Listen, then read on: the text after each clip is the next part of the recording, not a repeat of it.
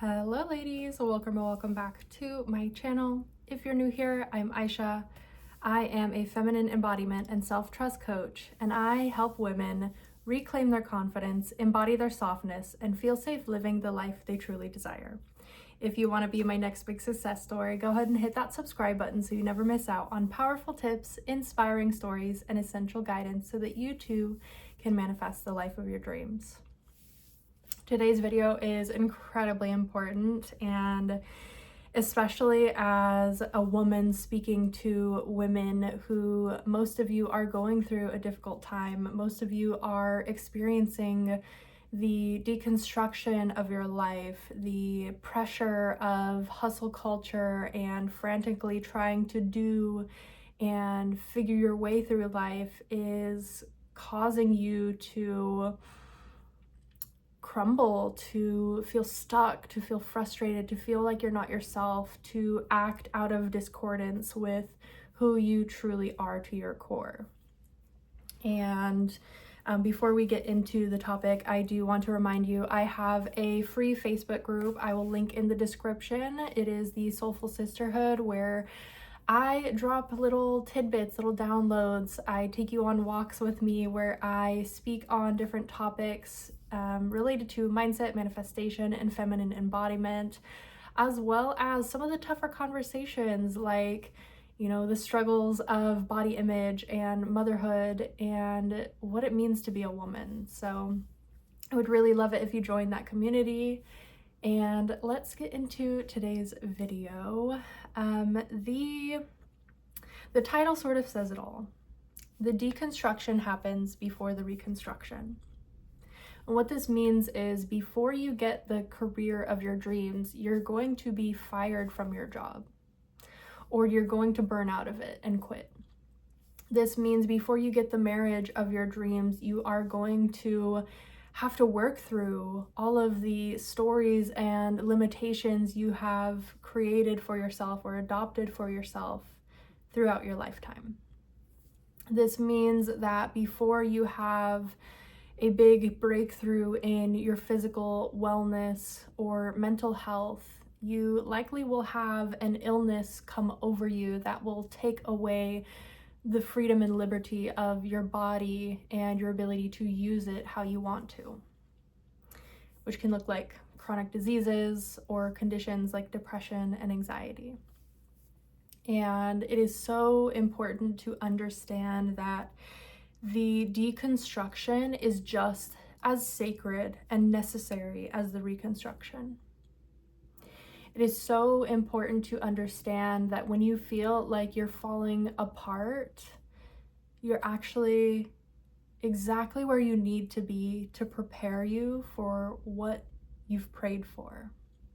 And the people who have the most faith are not the ones who remember to thank God when everything is going their way, when everything feels light and happy. It's the ones who can recognize in the moment of struggle, in the moment of pain and questioning and doubt and worry and fear and anger and frustration, and say, thank you. Thank you for this moment too. Thank you for my awareness. Thank you for my understanding. Thank you for my faith in you. And that faith is able to carry you through the difficulty of the moment. I am recording this on a day where what is in the news is extremely disheartening. And the one silver lining I can see is that the people being affected are holding on to their faith. The people who are experiencing some of the worst hardship and the most disgusting atrocity that human beings can inflict upon another are still choosing to believe in God, to believe in the goodness of God, to believe in the mercy of God, to believe in the forgiveness of God. And it is when you are able to reflect in this period of destruction with gratitude still, and understand that you are not being harmed, you are being refined. whatever you believe is being taken from you is only to pave the way for what it is you truly desire and what now is in alignment for you. And in Islam, we have such a beautiful principle that there is the path. And when we pray, we ask Allah to keep us on the path. We ask to not be strayed from what is already destined for us. And one way we can do this is by having faith in the deconstruction period. And I myself am going through a massive reconfiguration of my business, which means I have lost income. I have lost subscribers. I have lost touch with my old clientele. I have ended offerings that at one point I felt really excited, inspired, and passionate about, and I'm now offering my services in a brand new way. I am going high ticket, truly high ticket for the first time, and that has been a huge point of contention for me. It's been a difficult process to go through all of my own limitations and fears and really discuss with myself what was holding me back in order to come out with offers that are aligned to the version of me I am today. And in doing so, I've had many days where I'm questioning, I'm worrying, I'm doubting, I am reevaluating my capabilities, I am stepping outside of my comfort zone. I hired a virtual assistant for the first time in my life, which is terrifying. I don't know why, but it is. You know, having somebody rely on me is definitely, it's been at my edges. It's been something that I knew I needed to do for a long time, and now finally doing it. I'm working through and expanding my nervous system to hold the capacity for that, to deeply trust myself and my ability and trust this vision I have for my business. And it's made me realize how privileged I am for the perspective I have, because as I'm in the midst of this transition, as I am exiting the deconstruction phase and entering the reconstruction phase, I'm seeing these towers I built as my castle come falling down. There is rubble everywhere. There is dust in the air that has yet to settle. And somehow I'm at peace with it all. Somehow I'm the happiest I've ever been. I'm the most content I've ever been. I'm the most grateful I've ever been, because I simply understand that whatever is leaving my life right now is allowing me to align with my destiny. It is allowing me to redefine the person I'm being, and I'm so proud of myself for this. And simultaneously, I know if you are watching this, if you felt called to this video and you are going through a reconstruction yourself, it's not easy. And I'm not saying that you are not allowed to doubt or worry or fear, but I am saying if you double down on your faith when everything is falling apart, you will be vastly rewarded for it. When you understand that anything being taken from you, anything being removed from your life is by the mercy of Allah, is by the grace of God, that what is no longer serving you, what is causing you pain, what is causing you hardship, what is causing you fear, doubt, worry, insecurity, discomfort, inconvenience, is leaving with a purpose. And the purpose of it leaving is to make room, to create space, to expand your capacity to hold what is truly meant for you. And the deepest, truest, most cutting message of today's video is that you are the only one blocking the blessing from entering by grasping on to what isn't meant for you. That means holding on to relationships that you know are past their expiration date. That means staying at a job because you are so attached to the money coming from that position that you are ignoring the expansiveness and ability for God to provide for you in a plethora of ways. And Oftentimes it's because our ego, our identity is so attached to the story of ourselves that we created that that's what feels most safe. It's what feels most predictable, even if that predictability comes with dis-ease.